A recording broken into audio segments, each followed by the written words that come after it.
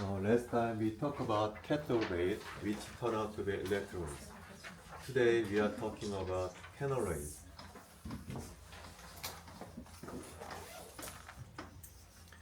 Which turn out to be cations.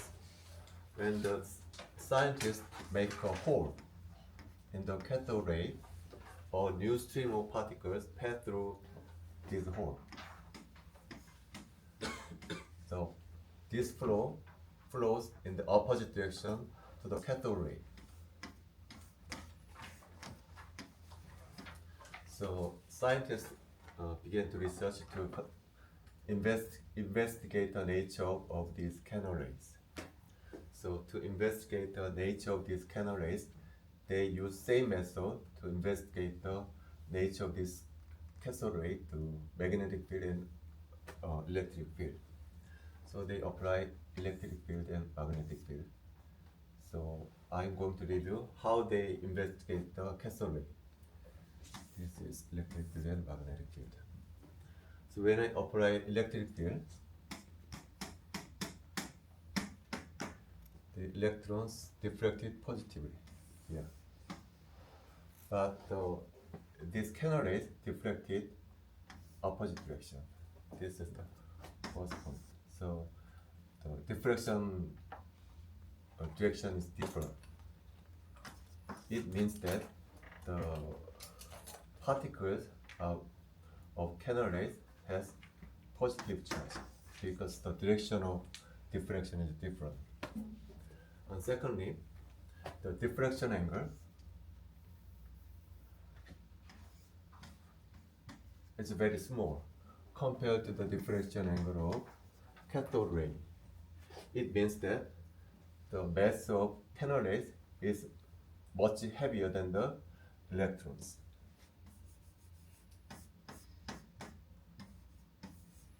Thirdly, as I said before, the charge to mass ratio of E over mE is universal. This value does not depend on the type of electrode. This value is universal for electrons. But for the canal rays, charge to mass ratio varies, different. The charge to mass ratio depends on the gas atoms present in the gas tube.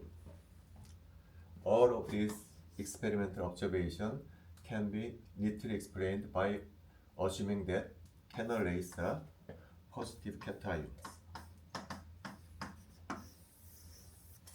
Now I'm going to explain this experimental observation by assuming that these rays are actually cations.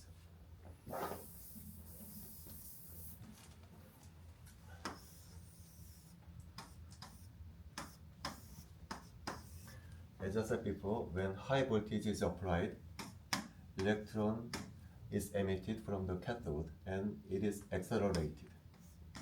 And there is a gas molecule is present in the tube. And the gas molecule collide with electrons. So the gas molecule are ionized to become cations. And these cations are accelerated in this direction. It is opposite direction to the cathode ray. So this cation must have positive charge. And the mass of this cation is much heavier than the electrons. So mass is much heavier than the electrons. And the charge to mass ratio of this cation must be dependent on the type of gas molecule. So these three observations can be explained by assuming that these canal rays are composed of these cations. So this experiment was performed by Thomson.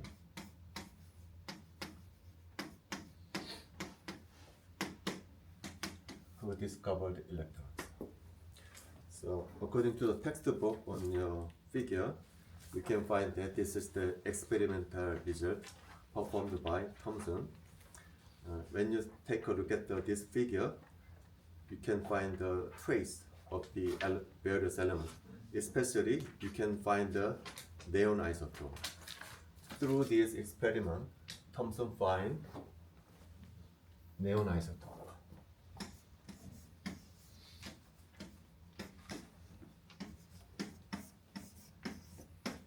So through this experiment, Thomson find the neon has isotope. This is a big discovery for Thomson. Actually, Thomson was not the first scientist to discover isotope. Actually, Soddy was the first scientist to discover isotope. But the isotope Soddy found was actually radioactive material.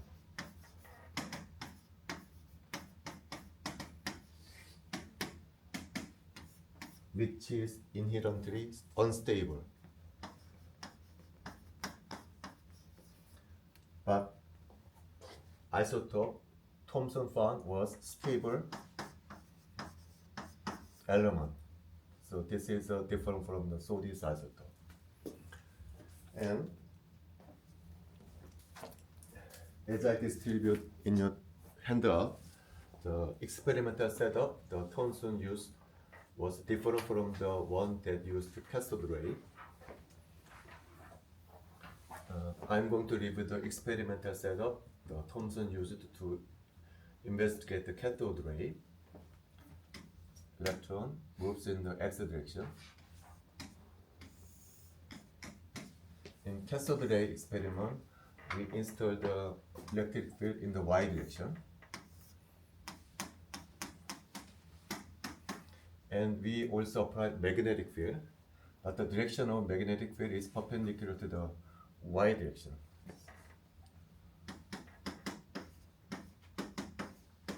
So in this experimental setup, electron feels above the direction, right? Due to electric field, and electron also feels magnetic force, and the direction is minus y. In this case, electric field is perpendicular to the magnetic field. In this case, electric force exerted to the plus y direction, magnetic field exerted to the force minus y direction. This is a experimental setup for cathode ray, but the experimental setup for cannon ray experiment is different. In your handout, you can see M. This M represents magnet, which generate magnetic field. So magnetic field apply in this direction, and you can see also C. C represents condenser, which generate electric field. So in this experimental setup, electric field and magnetic field are parallel to each other, which is different from the cathode ray experiment. So here, neon atom flows in this direction. So the neon feels electric field generated by condenser. So the neon cation feels force plus y direction, right? But the neon cation also feels magnetic force. But in this case, due to the magnetic force, it feels plus y direction. So it is different from the cathode ray experiment. Due to electric field, it feels plus y direction. Due to magnetic field, it feels force plus y direction. So with combined effect of electric field and magnetic field, the neon plus trajectory neon plus forms a parabola shape. So this more experimental setup is called parabola method.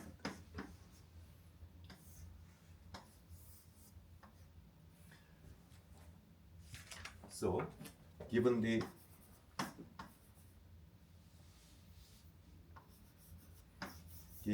specific charge to mass ratio is given, the particle always reside on the specific parabola. But even the neon plus, the initial velocity may be different. So with the same Q over M with different M, the particle sometimes reside here. Some particle target here. So different point, but all the same parabola. Right? But there are different isotopes maybe here. So different isotope, the charge to mass ratio is different. So you can form different parabola is obtained. So this parabola corresponds to neon plus. This parabola corresponds to neon plus. Because these two isotopes has different charge to mass ratio. But even with the same charge to mass ratio, the ion may have different initial velocity. Depending on the V0, the exact position may be different, but with the same parabola. So in your handout, I have mathematical expression here.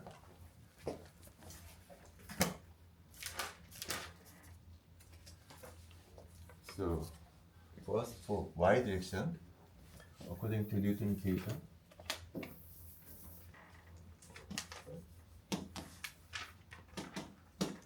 this is the mass of cation. This is the acceleration in y direction. This force is due to electric field, so it is times E. This is the strength of electric field. When you solve this differential equation, coordinate of y is equal to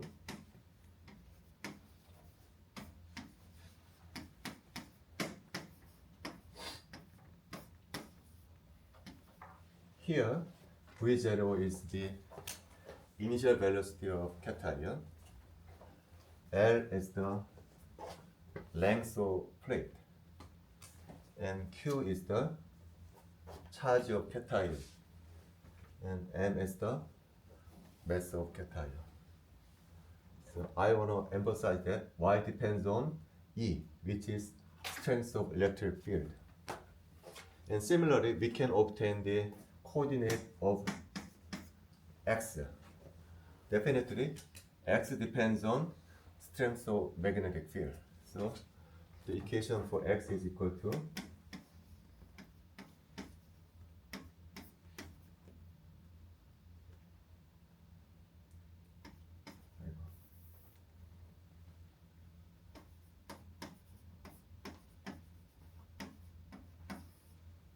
definitely X depends on strength of magnetic field.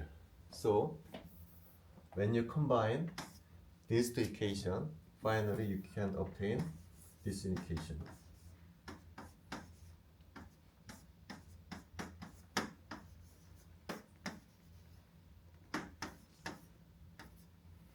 This is our final equation. This equation is y equal blah blah blah x square. This is a parabola equation, so you can obtain this parabola curve. Here, the coefficient depends on Q over M, which is specific charge to mass ratio. So this curvature depends on the charge to mass ratio. When the charge to mass ratio is different, you can obtain different parabola. So charge to mass ratio depends on the curvature of the parabola. So when the charge to mass ratio is changing, this cation target another parabola. So this is the method Thomson used to determine the charge to mass ratio of cation. So this experiment was carried out by Thomson.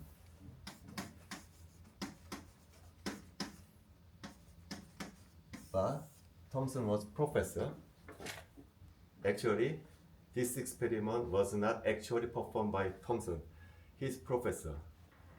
This experiment was actually performed by his graduate student, Aston.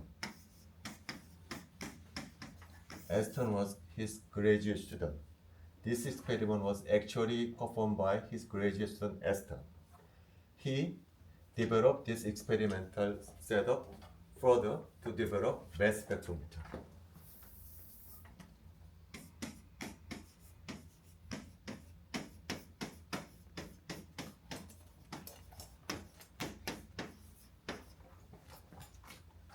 nowadays mass spectrometer is a very important tool for chemists.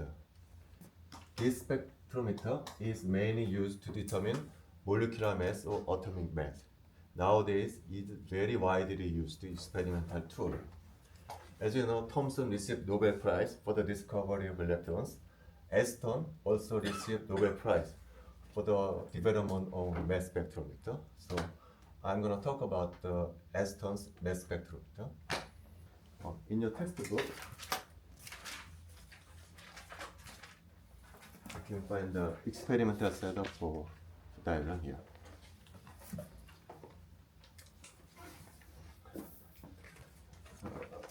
I'm gonna draw a schematic diagram of experimental setup for mass spectrometry. Here's a coil. When you pass the current, the coil is heated and electron is emitted from the coil. To accelerate this coil, I will apply plus voltage. So the electron is accelerated to this direction, and neon atom flows in this direction. And here, neon atom collide with electrons. So neon are ionized to become cation. And now I'm going to apply minus plus voltage. So this cation are accelerated to the right direction. So it accelerates to this direction. And outside this plate, I'm going to apply magnetic field.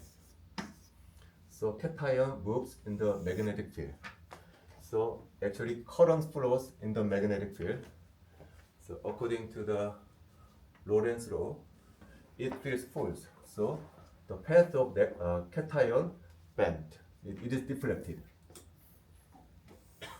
So here's detector. Detector detects the cation. So detection angle depends on the current, and the current depends on the velocity of this cation. Now, what determines the velocity of this cation? The velocity of this cation depends on the mass of this cation. For example, as I said before, neon is a mixture of isotope 20 and 22. So 20 and 22. When 20-22 neon are inserted, both ions are formed, 20, 22. Both ions are singly charged.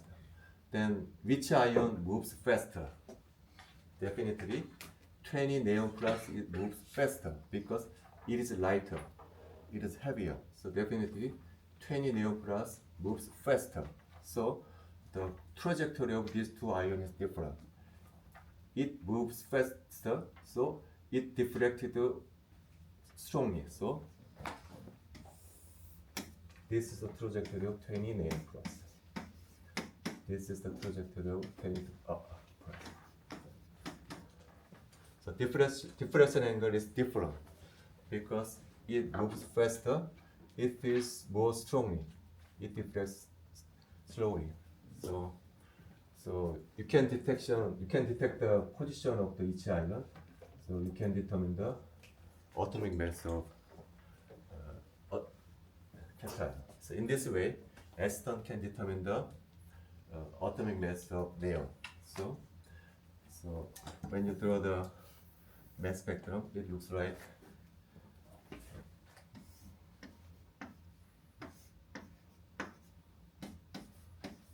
this is the mass spectrum Aston obtained. Now, this is the first experiment Aston carried out. First element is neon. For the next step, Aston experiment with chlorine.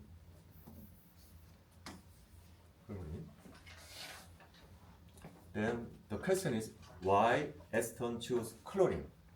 As you know, the atomic mass of chlorine is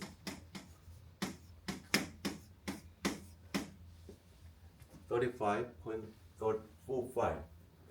Actually, this is a big headache for chemists because the atomic mass of chlorine is not whole number, is not integer. This is a big problem for chemist because 1815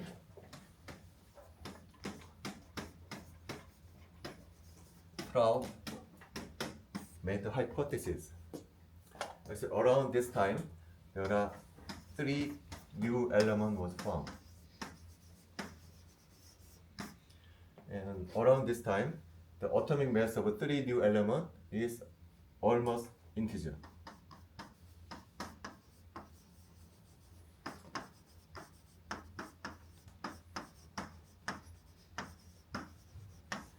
Almost all of elements, the atomic mass of all of new element, whole number. So Prout made hypothesis that real element is hydrogen, and every other element is a cluster of hydrogen. So when we assume that atomic mass of hydrogen is 1, the atomic mass of every element must be integer. So according to experimental fact, this hypothesis is supported because every atomic mass of every element is whole number. So this was a proposal by Prout, but this was an exception. The atomic mass of chlorine is not integer. And 100 years later, 1919,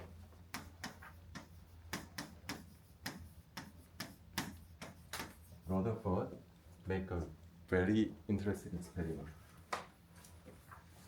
He experimented this one. This is a nucleus of nitrogen.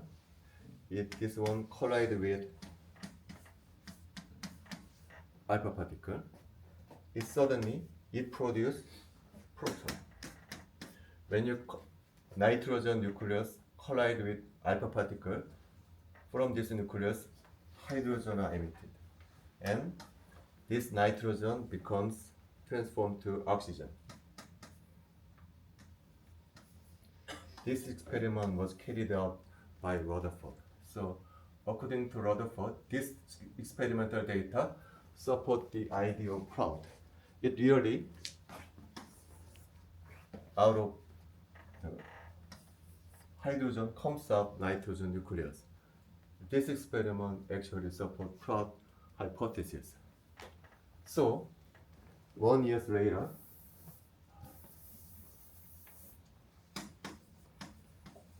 Aston performed this experiment. He suspected that chlorine must have isotope similar to neon. So he do experiment like neon. So similarly, they have 2 peaks like just neon. The experimental result.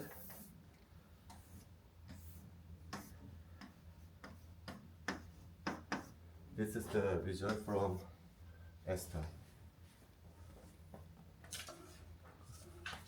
Here.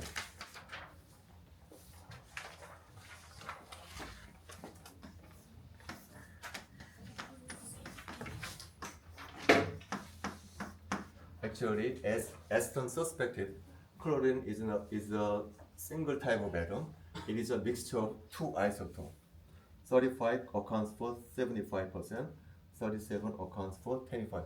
It is actually mixture of chlorine atom. So, with this data, we can calculate the atomic mass of chlorine. How do you calculate atomic mass of chlorine? It is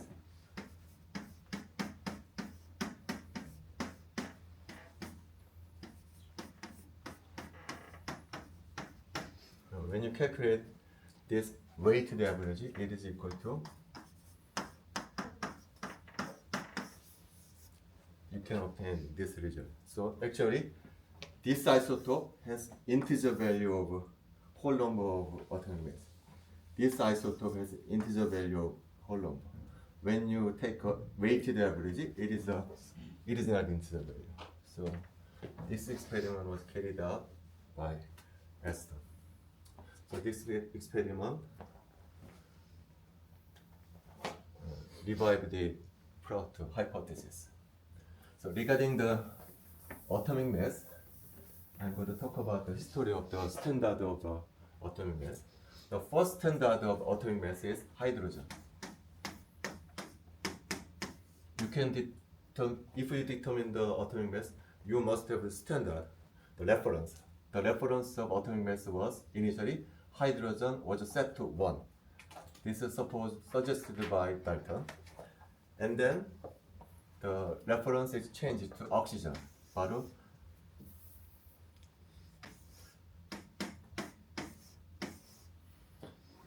now it is changed by oxygen. It's set to 100. But when you accept oxygen at 100, there are elements whose atomic number exceeding 1000. So it is too large. So this reference changed again. Oxygen 16. Now big thing happens. What big thing? According to experimental result, this oxygen has isotope. This oxygen has 3 isotopes. Oxygen 16, oxygen 17, oxygen 18. So oxygen has 3 isotopes. At that time, physicists quickly changed the reference. Physicists changed the reference. The oxygen defined the reference 16O is 16. This is the reference physicists accepted. But chemists didn't do anything, right? Physicist reference was this one. 16 oxygen is 16. But chemists didn't do anything. Chemist reference was this one. So these two reference is different, right? Chemist reference was the weighted average is 16. Physicist reference is that 16O is 16. So these two references are different. So there was a confusion between these two groups. So physicists and chemists gathered together to resolve this confusion. So they agree that, and they changed the reference. Carbon 12 is equal. This is the reference they agree with. Okay, now let's move on to Rutherford experiment.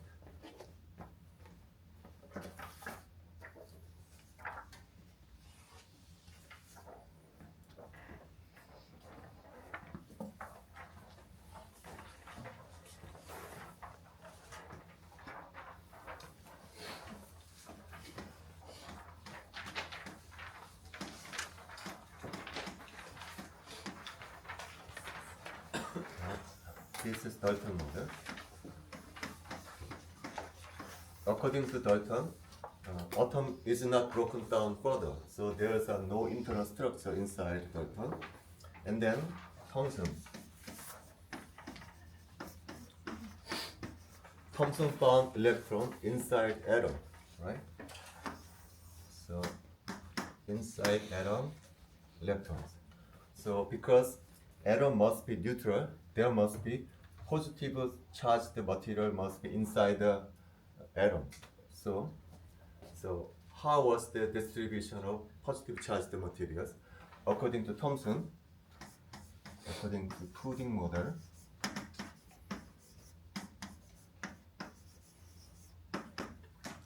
positively charged materials are evenly distributed in the entire atoms. The size of entire atom is 10 to the minus 10. Positively charged materials are evenly spaced, distributed in the entire atoms. And negatively charged electrons are embedded like a resin. So this model is called Pudding model. And Rutherford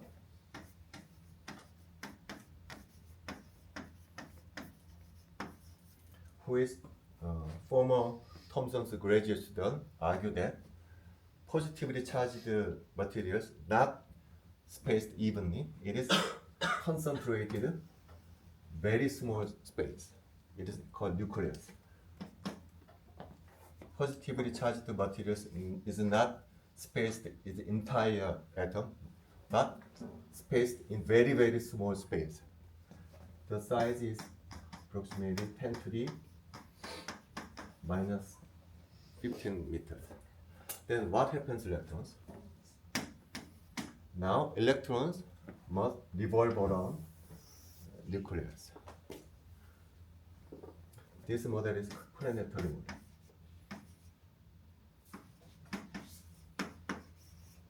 Because electrons should revolve around the nucleus. Because when electrons revolve around the nucleus, it has centrifugal force to avoid collapse into the nucleus. But this model causes a big problem. Actually, this model causes two big problems.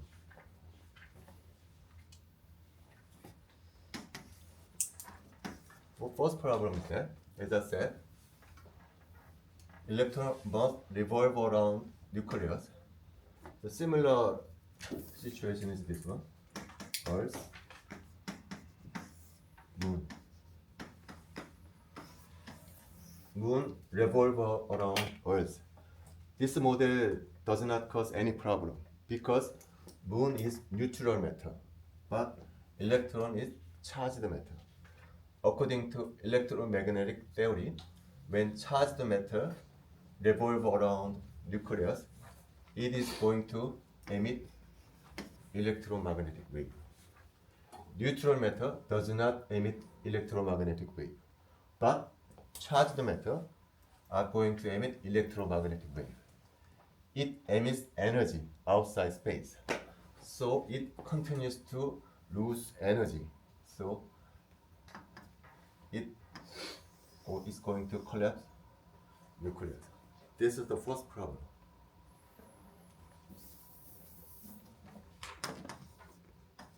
Second problem then is that, as I said, according to Rutherford, poor charged particles gather together in a very, very small space. The size of nucleus is 10 to the minus 15 meter, so it's very, very small. Then the positive charged particle, the repulsion between positive charged particle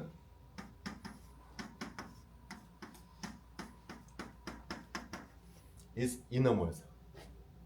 The distance between these two positive charged particles is very, very small. So repulsion energy is very, very high.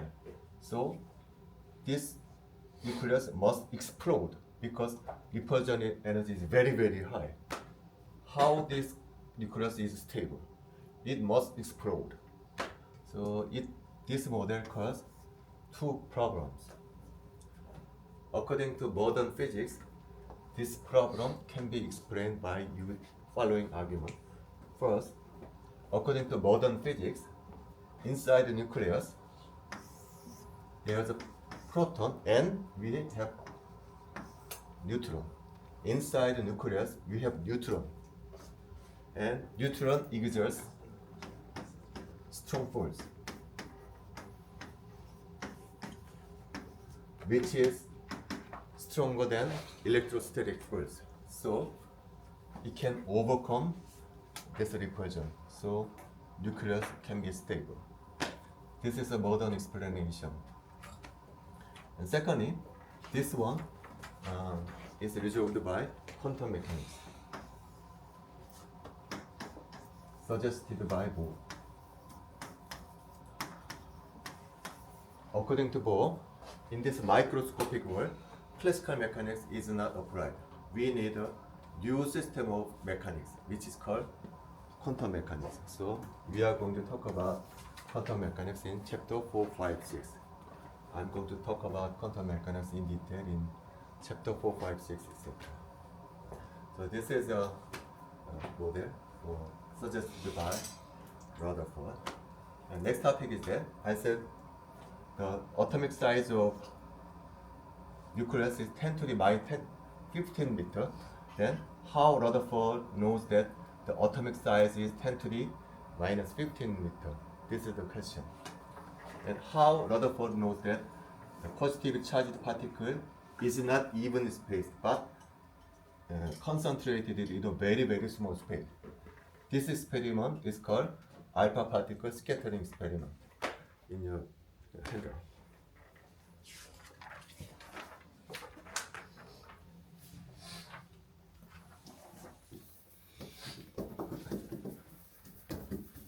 Now this is a nucleus in alpha particle experiment, scattering experiment. Alpha particle moves in this direction. I will shoot alpha particle. This is a nucleus.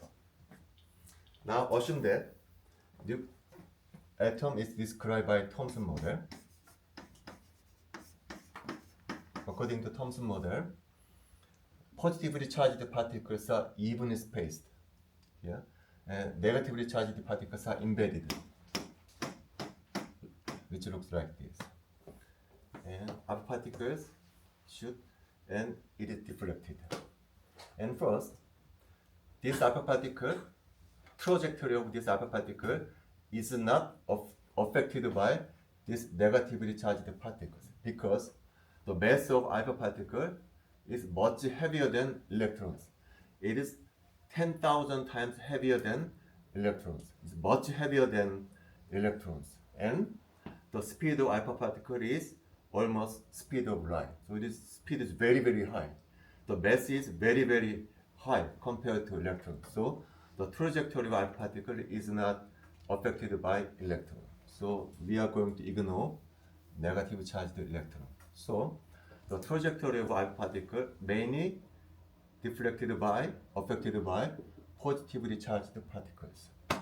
And this positively charged particle exert electric force to the alpha particle. But according to Thomson model, the positively charged particles are evenly spaced in relatively large size. And so, according to this diagram, you can see the trajectory of the alpha particle. So, according to this trajectory, it looks like this.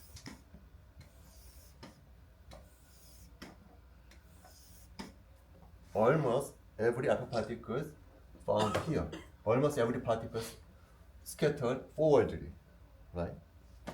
This is a prediction according to Thomson model. But according to actual experiments, almost every particle scattered forwardly. But some particles backscattered. This backscattering was found. This is an actual experimental finding.